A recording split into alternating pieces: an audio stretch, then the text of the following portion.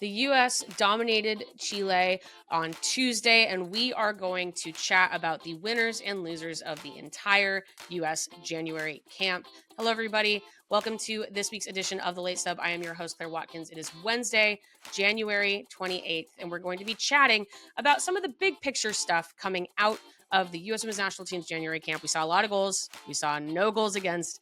But there are some things in between the lines here that are more interesting than that in terms of players that stepped up, the shape of the team, which I actually think might carry into these future months more than anything else. And also maybe some losers, some players we didn't see do as much, I guess, or just kind of the nature of overmatched opposition and what that means for figuring out a defense. Let's dig in. All right, so a little change of scenery for me this week. I am in LA for the NWSL Media Days, getting ready before preseason truly kicks off. And just down the road in Santa Barbara last night, the U.S. Women's National Team closed out January camp with another dominant performance, this time taking down Chile 5-0 in Santa Barbara with a lot of attack and not a lot of defending, sending fans home. Very, very happy. Some things to glean here, perhaps, but it was, again, another overmatched opponent looking like, the U.S. is shipping 11 goals to nil on the entire week. On the game itself, we saw Trinity Rodman score her second goal in as many games. We saw first-time goals from Corey Bethune, Emily Sams, and Jamise Joseph. We saw Emma Sears keep her scoring tear continue after hitting the post a couple of times. I actually thought Sears was very good last night. It was good. It's a good performance. I think, you can't underrate it. It's always good when they walk out there and they do their jobs, but it was also the US running over an overmatched team, a heavy dose of roster turnover or starting 11 turnover due to fitness limitations. We saw the US replace their entire starting 11 because Emma Hayes said that she promised that she was not going to start any NWSL player twice this week. It wouldn't make sense with where they are with their preseason fitness. Just a lot of mitigating factors to getting into really digging into what we saw. I mean, we talked a little bit over the weekend of some performances that we liked and some things that we thought were interesting. But I think for this, rather than honing in on this Chile game, let's go big picture now that we've seen 2 games of this January camp that was meant to continue figuring out the depth of the player pool, have a lot of really interesting leadership points, a lot of good friendly competition as other players return. We saw Sophia Wilson there last night. I think that her return is looming and the team is all the better for it. So I want to go big picture and just kind of use kind of a winners and losers format coming out of the whole week before things genuinely begin to get serious in March. Because I think there were a lot of winners this week, but there were a couple of losers in terms of getting to actually dig in to maybe some analysis that we're going to see later in the year.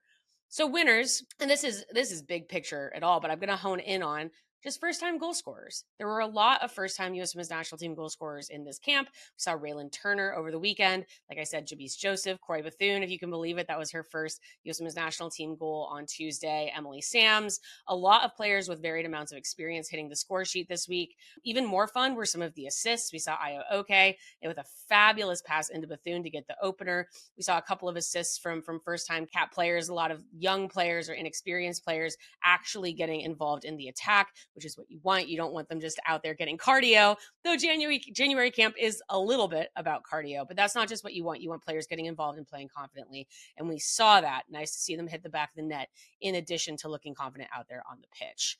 So not all of these players are going to play for the United States in 2027 or even necessarily 2028 or 2031, but their ability to find some quick chemistry in the U.S. Women's National Team environment, I think if you're looking, again, big picture, I think there's a settling of some of the feelings of anxiety that people had about whether or not the U.S.'s immense talent depth, which has always been one of their greatest strengths, is being properly cultivated. And this is the big picture project that Emma Hayes has been working on in addition to getting the team ready for its next major tournament.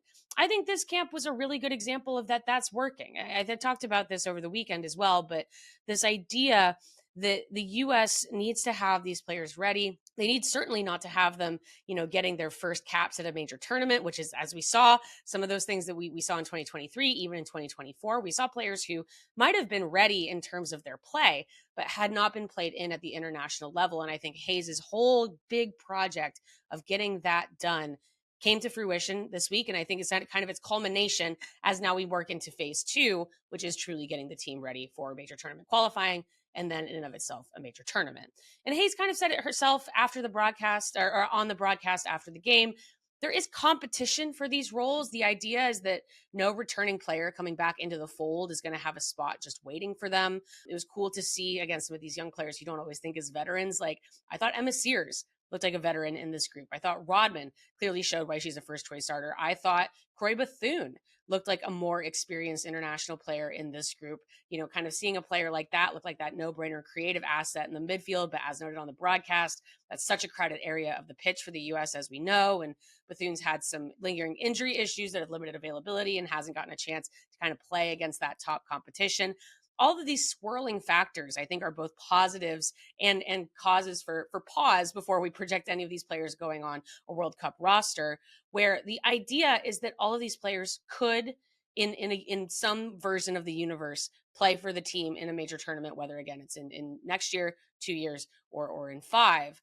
But that's what you want, and that has been Hayes's project the whole time. And she wants her players to give her a reason not to overlook them. And I think we got that in spades. Cutthroat mentality that nonetheless doesn't eat these players alive mentally, which is what Hayes is so good at. Thought Riley Jackson looked comfortable. Sam Meza looked steady. No one looked all that off the pace, which is an achievement in itself, in my opinion. So what the future holds for this group, who knows? But the tape exists. Players are getting important experience. And we're going to see what this group actually looks like in March against opponents that will yield way more in terms of serious looks for the team than what we saw in January. But I think the whole goal is that players come in and make themselves difficult to write off. And I thought everyone in this group did that. Another winner, and something that I think actually might carry into the future more than anything else we see in this camp, is the U.S. Women's National Team's more comprehensive shape, or in short, kind of this, ironic perhaps, return to the 4-4-2. We'll see if this formation gets a run out against stiffer competition, but it's hard not to think that some of this is real and will have implications in the future, and that this has become kind of, this January camp was something of a training ground to get that shape kind of off the ground. I know they did it a little bit in December as well, and maybe we'll have something to say as the U.S. gets more serious as the year goes on, which is that the team consistently played with 4 midfielders this week. A focus on wide playmaking, creating overloads in the middle third, and it worked really well against, again, overmatched competition. But I think that this felt, in part, like a semi-real response to some of the criticism of the team after their loss to Portugal late in 2025. That game, they were narrow, they were bullied in greater numbers through the middle of the pitch. There was kind of some basic sort of like off-ball movement that Portugal did quick on the counter that really hurt the U.S. I feel like packing the midfield, getting 4 midfielders in with this hyper emphasis on width and distribution, has to be a little bit more real in terms of tactics than anything necessarily that we were seeing in player evaluation. They had the OBs pitched super wide. They had that extra midfielder slipping into wide spaces to help, as well as being able to drop into the central attack. They had a center forward that sits on top of the defense more than having to drop into the midfield to help retain and progress the ball. That's all real to me. Again, like I said, I don't know if we see this, or maybe it's like a break the glass in case of emergency. If they, in the first half, perhaps see some of those things happening against a team, maybe they move into the 4-4-2.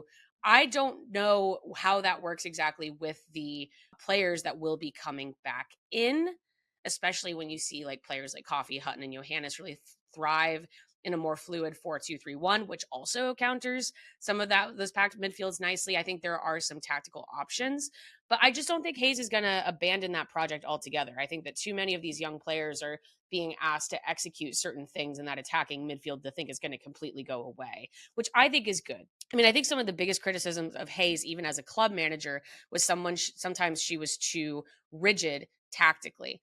But if we're seeing a team that can work in sort of a traditional 4-3-3, if they can work in that 4-2-3-1, which allows the two, holding midfielders to really set things up for both the defensive transition and progressing the ball through the middle of the pitch. If we see this 4-4-2 that hyper emphasizes width, if they're getting burnt on the wings and maybe their wing backs need help or their outside backs need help, I think that's good. I think having all of those options is really important. And like I said, I think we might see the 4-4-2 more and more. I think that might become more of a reactionary tactic rather than one that they set out on with their starting 11. But that's going to be real, I think. And I think that perhaps, like I said, is the most interesting thing to come out of January camp, which is that Hayes is changing her shape to figure out how to solve problems from the past. And that's good to do now, because you don't want to be doing that kind of stuff. I mean, again, going back to 2023, and we can talk about 2023 forever, you don't want to be making those changes in a World Cup or in World Cup qualifying or in an Olympic Games. So very, very interesting to me. Cannot wait to see if that's something that we see in March and beyond. But now, unfortunately, we got to talk about some losers. I think one is just training camp bugs affecting the defense. I think that that impacted some of the players we were able to see, obviously. And also, I think just kind of changed some of the shape things that I think Hayes was going to try to do in the second game. Outside back Avery Patterson obviously didn't get to participate in January camp due to an illness suffered. She lost out on a pretty critical opportunity, I felt, to shore up kind of what she does best in an increasingly crowded outside back pool. You know, Patterson was one of those players that seemed to struggle a little bit against better competition on the flanks. Again, we saw that at the end of 2025, particularly in defensive transitions. Not that anyone who played this week had to deal with that, but it would have nice to see her in that 4-4-2 formation, to see her with those numbers shored up so that she was able to do what she does best, which is basically play wing back with focused formation. I think really, really favors a player like Patterson. Would have been cool to see her in it. And I think that every little one of these opportunities matter, especially because outside back is still one of the most wide open positions as we do kind of start to project a 2027 World Cup roster. And I think, you know, maybe even got even more confusing with some good showings this week from, you know, Giselle Thompson, Izzy Rodriguez, Io Oke, and Kate Wiesner. You know, there was an opportunity for Patterson to be in that mix against a high confidence opponent, a waste, which is too bad. And then Jordan Bugg, who has kind of become this young next player in the central defense over these last couple of windows, suffered from the same, well, you know, no pun intended, bug. And she could only muster an appearance off the bench in the team's second game against Chile. Now, Bug, I think, is further wedged into the U.S. Women's National Team's future plans than maybe a player who is continuing to try out like Patterson as a young, talented center back. And I think that they're trying to cultivate a lot in terms of the partnerships for her. But you can kind of see the way that her limited availability messed with the flow of the team's rotations. I thought Hal Hirschfeld actually played great emergency center back on Tuesday. I thought Emily Sams being able to shift out wide in the second half when Bug did come on is an attribute that the team values greatly. But it still felt a little bit like improvisation on top of improvisation that didn't give the central defense much to show off in the second half of the week. And when you look ahead, you know, Naomi Grima will be returning, Emily Sonnet will be returning. I know fans are excited to see the prospect of an eventual return from Tierna Davidson. The center back position also is getting pretty crowded, and every one of these opportunities matters. But there was also the natural issue during this window of the defense not having a ton to do. We saw players slotted in do well. Kennedy Wesley snuffed out a nice attack in the first game. You saw Tara Rudd look like the veteran next to Wesley, which I think is always really important when you look at those leadership structures. Saw a few really nice cutoff repossessions from Hirschfeld in the second game. Everything that was in front of them, they snuffed out, and they did a nice job, and they moved the ball well, and it didn't feel boring despite the fact that some of these teams were overmatched. But this camp wasn't about serious in-game defense, which also does limit what these players can show Hayes. So I'm so curious what a defender feels coming out of a camp like this, where maybe some other little like off-field things like an illness impacts some of the playing time or where you're playing or when or with who, and then also not always feeling like you're getting enough touches on the ball to really show what you can do. Just always really interesting to think about the mentality of that as well. In a similar vein, another loser is like, I don't think we learned anything about the goalkeepers. We knew that going in, Mandy McGlynn and Claudia Dickey weren't going to have a ton to do against Paraguay and Chile. But the U.S. didn't get much tape on either keeper that's going to be particularly helpful as they figure out the goalkeeper pecking order going forward. I mean, even just like I thought maybe in her brief moments on the ball, McGlynn maybe had a few moments where she and her center backs weren't exactly on the same page against Paraguay, but that's such faulty commentary when we were given so little to work with. Going into She Believes, it feels like the ranking is pretty much the same as before January camp begin. I think Fallon Joyce has a bit of an edge. I think Hayes really likes the way that she plays. I think Claudia Dickey is making it hard to hold that ranking, making it hard to ignore her. And then I think that McGlynn is still kind of this mid-level distant third, very much a mainstay of the group, but might be getting less playing time as things get more serious. Jordan Silkowitz was the only uncapped player to not get a first appearance in this January camp. And I think that's also indicative of where this particular part of the player pool is sitting. 3 good options with other less experienced players still on the outside looking in, which is all still great, but not exactly the trial by fire tape that you're going to want as they do, again, ramp up towards the end of the year and figure out. I mean, the U.S. has to figure out if they are truly rotating these goalkeepers, if this is going to be something where you don't have a set A1 starter that's going to start every single game. If they like the competition between the two of them, they need to figure out if they're going to truly hand the reins to one of these goalkeepers and let that trio make that one player better. The U.S. obviously has preferred the latter in the past, but I'm just so curious to see what they decide to do because they do have 2 really good options in Dickey and Joyce, and I don't know exactly what that means, and we won't until we start to see them again against stiffer competition in March and April. But back to the winners, I think another big winner, and Hayes actually mentioned this after the second game, is that the winner here, even more than the U.S. Women's National Team, because I've had to caveat even a lot of the winners up top about the team itself, is the NWSL.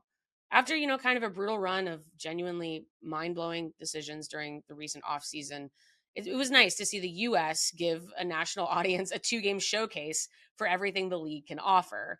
Denver, before even kicking a ball, got a huge exciting boost from how nicely Aya Oke played on the national stage. We've got Seattle Reign midfielders playing nuanced football. We got Emily Sams stepping up and scoring and being the captain as she just makes this move over to Angel City. This is now Angel City's Emily Sams doing all of those things. We got Trinity Rodman back in all her glory, linking up with Corey Bethune as Washington tries to make that third straight NWSL final. The stories are all there before preseason has really kicked off.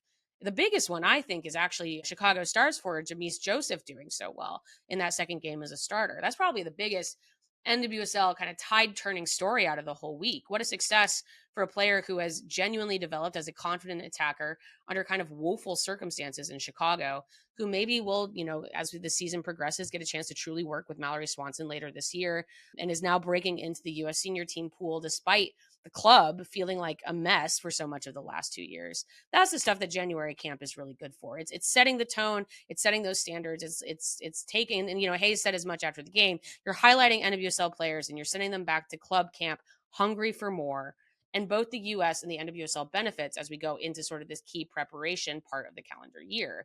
There's also so much you can say for what a week like this does for players' fitness going into NWSL preseason. You can see the US players get head starts when kickoff starts in March. It's like the storylines write themselves, right? You've got the dominant Trinity Rodman, and you got her linking up with Corey Bethune, and they're healthy and they're doing cool celebration dances, and we love it. And we're hoping that they're going to take that into preseason. We're seeing, like I said, some players that are new to clubs or new to these expansion teams get a run out and get players or get fans excited for those storylines. You're seeing a lot of these nice little touch points, and it's as much about that as it is when you take a team full of NWSL players into U.S. Women's National Team environment. Yes, the U.S. is cultivating the player pool, but there's a secondary thing that I think Hayes actually also very much cares about. All of which is a blessing for the NWSL, because we do have to take a note here.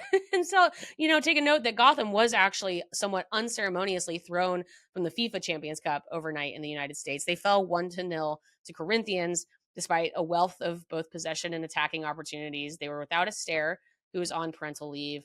Rose Lavelle has to leave the match with concussion symptoms. Just a rough regression to the mean after sort of this scintillating postseason run at the end of 2025. Now, this is obviously an upset, and a huge congratulations to Corinthians for remaining organized and steady, against Gotham's ball movement, and for Corinthians taking their shots when they arrived. But like I said, this is probably also a natural regression to the mean for Gotham. They qualified for this tournament through CONCACAF, which we know a while back in the first half of 2025. But if you looked at kind of their form going into the second half of 2025, and we talked about this a lot actually when we talked about the postseason, Gotham did have trouble scoring at times at the end of the NWSL regular season. What really surged them forward in the NWSL postseason in 2025 was being sort of these off-ball mentality monsters when pushed into a corner, where they kind of forced these other teams to play the game in front of them, and they were able to disrupt and to create game states that were advantageous to kind of punching it through. And that's kind of actually what Corinthians did to them. They forced them to create. Gotham couldn't quite get the ball over the line, sort of a tale as old as time. I'm curious now to see what this competition is seen as worldwide. It certainly feels like a little bit of a pilot project for the real thing in 2028. But Gotham having trouble sealing the deal coming right out of the NWSL offseason is a notable data point, especially as we've seen clubs like Gotham kind of attune their year to think about these more international club cup competitions in addition to just the NWSL regular season or NWSL championship run. I wonder if NWSL teams will have to adjust anything about their preparations with the big competition does end up being played in January of 2028. I think there are a lot of concerns about that, as we've heard both from the European scheduled teams and from clubs in the NWSL. No one's particularly happy about the idea of this happening in January, but knowing FIFA, it might happen anyway. Super fair play to Corinthians. I'm going to be completely honest and say I didn't get a chance to watch this. I'm in California. It was played at 4:30 a.m., but I'm just not surprised to see some growing pains, especially on the NWSL side. And I am very, very interested to see if there are changes made to the way they prepare for these games or have to prioritize these games to make sure something like this doesn't happen again. So, another really interesting week of soccer. We both saw it on the international side, saw it on the club side. I'm here just to even get us ready for some really interesting NWSL storylines coming through as we get ready for the beginning of the regular season. Good stuff. A little bit of a moment in time where we're going to see some players step up. We saw the US do some interesting tactical things. We're seeing some interesting moments on the club side. And yeah, I can't wait to see how this all comes into fruition when the NWSL starts in March.